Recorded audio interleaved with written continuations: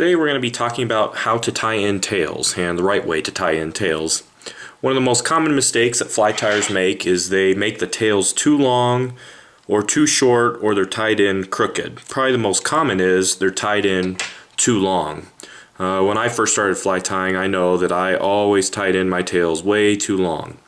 The easiest way to measure out the tails is on the hook shank. In most flies, you want the tail to be no longer than the entire hook shank, usually about half to 3/4 of the hook shank, depending on the fly that you're tying.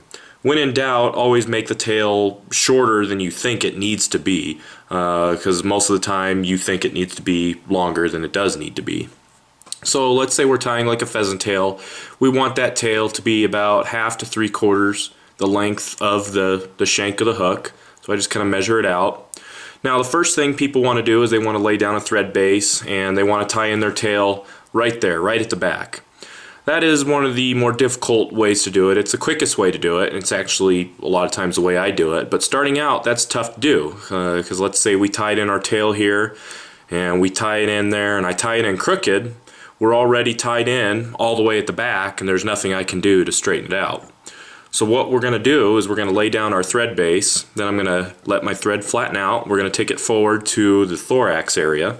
I'm going to measure out my tail. I'm going to eye it up. That's about how long I want it. I'm going to pinch it where I want it. Now you can see that I have pinched the tail right in front of my thread.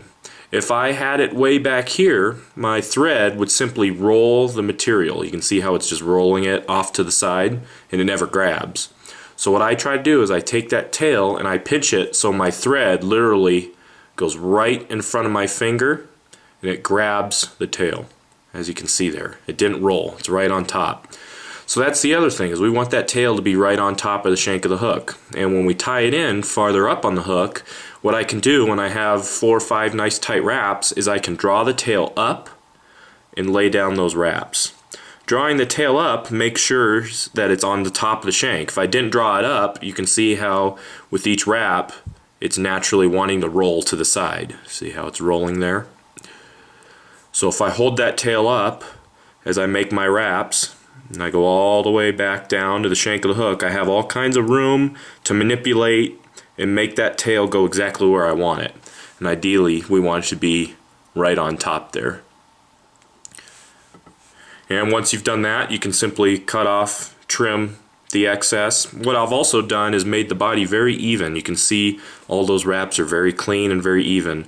That's essential into building into the next step of building the body. You want your body to be nice and tapered, no lumps or major bumps. It's nice and smooth.